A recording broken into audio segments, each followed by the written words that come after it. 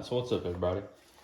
Back in the garage, we're doing BBR fork springs, as you can probably tell from the video title. So, first two things I'm going to go over is your pinch bolts. You have two of them.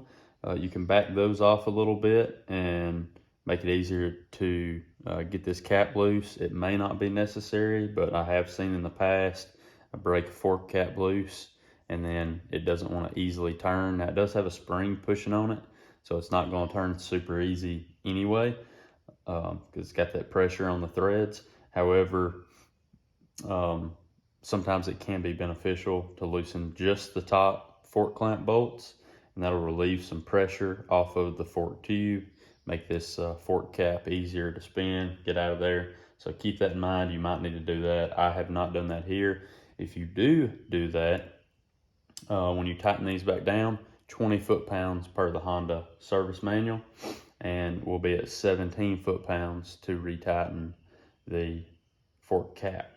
So I've already broke it loose, and it will not free spin. It's not surprising due to the spring pressure.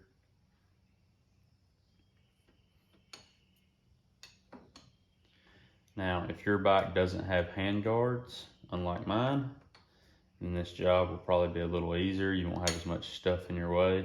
I do not even know at this point if I'm going to be able to get these fork springs in and out without loosening up these hand guards.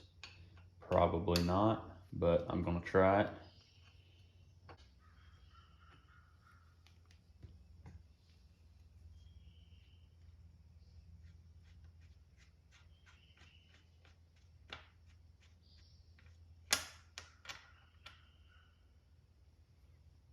There we go, we got one fork cap removed.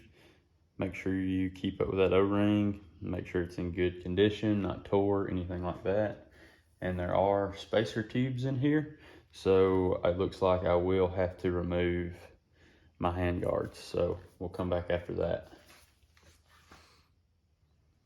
Okay, in my infinite wisdom, instead of dealing with taking two hand guards off, I figured I'd just take the bars off, roll them forward, be faster, easier, and you can see better. So after you get this fork cap off, again, unless you've got hand guards, you should not even need to remove the bars, but this would make the job a lot easier.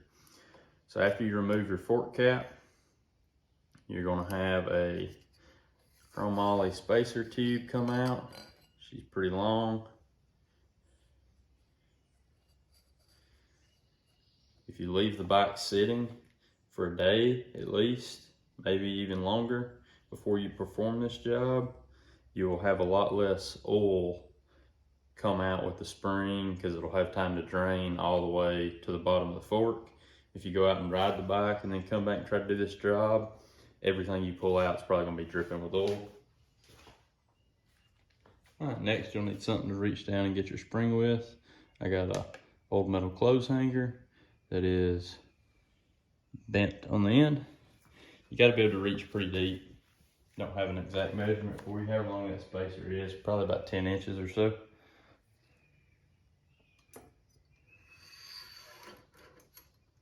And there will be a washer on top of that spring, so don't lose that.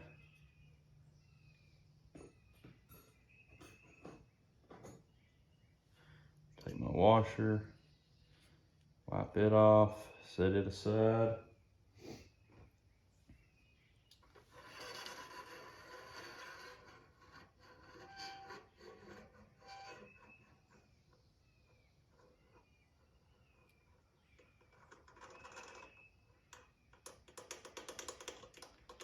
And there's your stock fork spring. And we'll see what that looks like compared to the BBR spring. Pretty big difference between the BBR and stock. Here is the BBR, and there is the stock spring. If I can get them both in one shot, you can already tell the BBR's got a lot more length to it. So it looks like we're not going to be reusing the factory spacer, because there is no way that would ever fit. But I didn't read the instructions, might have should have done that. But anyway, doesn't look like we're going to be reusing that stock chrome only tube spacer. These BBR springs make up the extra length. So then we just take our new BBR spring, doesn't matter which direction it goes.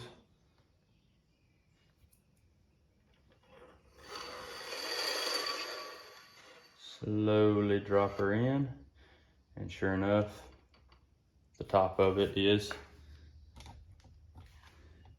at the top of the fork tube now, so no need for a spacer. We will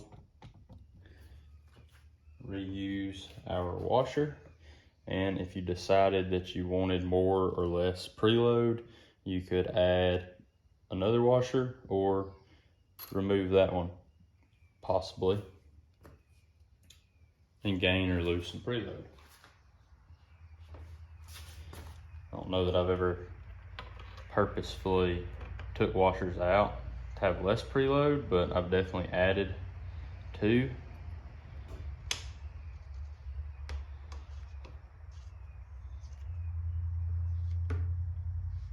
And now that the handlebars are out of the way, I can grab a socket that easily fit on here, and we'll get that torqued to 17 foot-pounds for the fork cap, like I said earlier.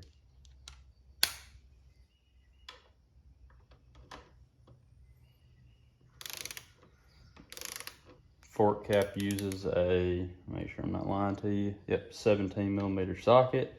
So it's easy to remember. 17mm socket, 17 foot-pounds.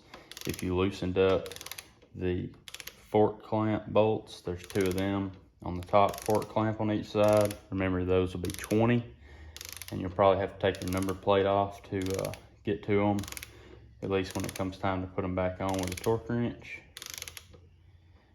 Now, right now, I'm not adjusting any oil, fork oil, weight, or volume, but that is something you could also do to help tune this front suspension to your liking.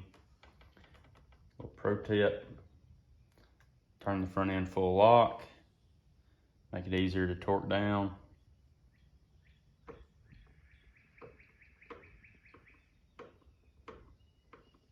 There we go, 17 foot-pounds. And then that job would be complete once you complete it on the other side. I'm not gonna make you watch me do the other side. We'll get all this buttoned up. It is like 6 a.m., so we might wait a little while and then go for a ride, see how we like it. All right, here we are, guys. We're on the bike. We got the BBR fork springs installed. We ain't gonna ride it very much. It's like 100 degrees out. I got on shorts, no gear other than helmet, gloves. I just want to put around and see how they feel. I can tell you, as soon as you just throw a leg over the bike, you can tell how much stiffer they are.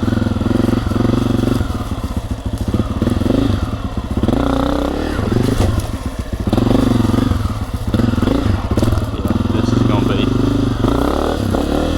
be just what the doctor ordered. I'm 170 pounds with boots and a helmet, so yeah, just stabbing the front wheel into that log when I wheel hopped over it would have bottomed it out, the factory suspension. So yeah, if you're around that weight, 170, I'd say it's great. I've seen some people say online, I haven't fact checked all this, that these springs are 30% stiffer than the stock ones. May or may not be true, but I haven't double checked BBR's website, but I remember seeing a video or reading some kind of comparison, and that's what figures were thrown out. We're going to hit a jump right here real quick. See how she feels flying through there.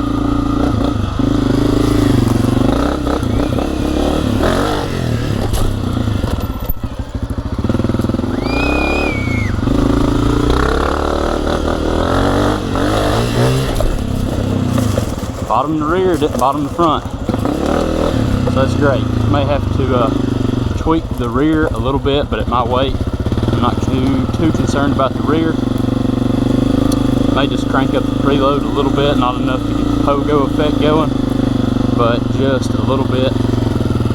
So yeah, that's the BBR fork springs, kind of how to install, and a little first ride impression. I'm very pleased,